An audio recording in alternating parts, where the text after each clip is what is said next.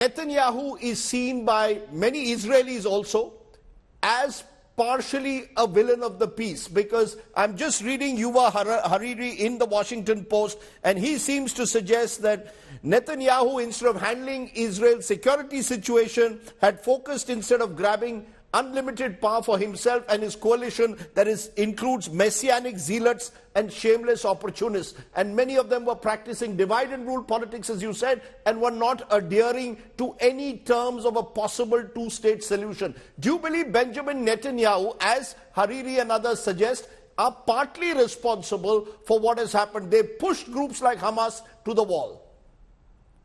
Yeah, I think it's, again, important to begin any such analysis by saying the principal culprit here is Hamas, and what it did cannot be viewed as in any sense justified by whatever Benjamin Netanyahu may have done. That said, I think Harari is onto an important point, which is partly what happened is Bibi Netanyahu was so obsessed with staying in power, with the alliance with these right-wing extremists in Israel, which meant this judicial overhaul, essentially ending judicial review in Israel, and making foreclosing the possibility of a Palestinian state, that he essentially ignored the possibility that there might be an attack from Gaza. We have fairly good reporting that suggests that members of the military told the Netanyahu government that there was stuff going on in Gaza. They were doing war planning. They were engaging in military maneuvers. And Israel has total control over Gaza. It controls the air, land, sea. It blockades it, so it could see all this.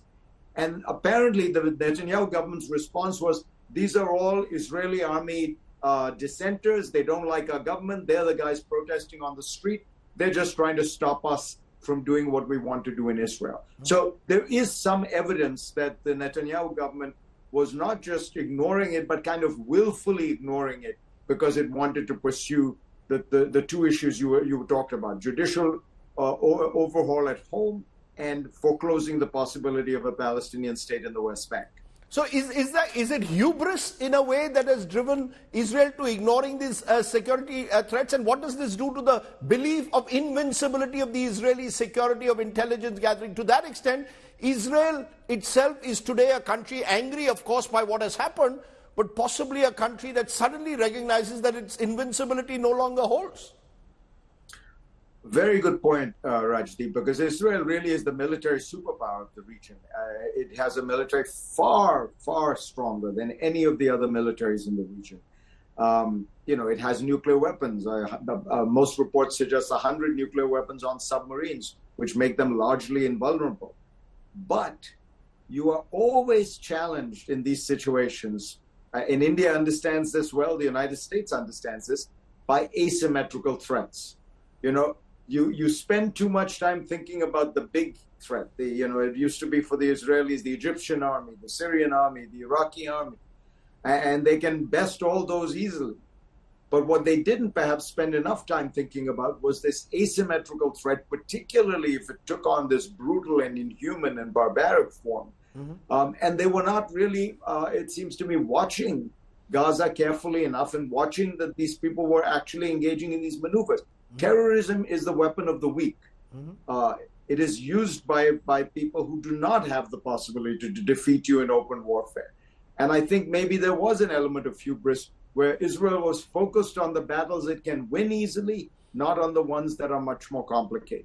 But what explains for you Hamas is controlling, control over the Gaza Strip? There's a belief that Hamas was using this to exercise its dominance in a way over the Palestinian mind, over the Arab street. Do you see Hamas, as you describe, and the world has seen as a brutal terrorist force? What explains then its influence, in continuing influence or relevance in Palestinian hearts and minds? It's a complicated question and a very good one. So to begin with, Hamas is not that popular in Gaza from everything we can tell. There was only one election. Hamas, even in that election, only won a plurality. It did not win a majority of the vote. Recent public opinion polls that have been taking place suggest major dissatisfaction with the rule of Hamas, which is seen as tyrannical and corrupt. I mean, the numbers are of dissatisfaction are in the 60s and 70% range. But what Hamas has been able to do is two things. One, it has, generally speaking, provided reasonably good social services, hospitals and things like that. But much more importantly, it has stood in defiance and in opposition to a Palestinian Authority, which has been seen as totally corrupt, totally dysfunctional, unable to represent the will of the Palestinians. And in many ways, Hamas has feasted on the dysfunction of the Palestinian Authority in the West Bank. Mahmoud Abbas, Abu Mazen, the leader of the Palestinian Authority, is currently in his 16th year or 15th year of his first term as an elected leader. In other words, he was elected once and he refused to hold elections after that. It has been 11 years since his elected term should have expired. That itself tells you about the dysfunction of the place. It is deeply corrupt. It does not serve the interests of the Palestinians.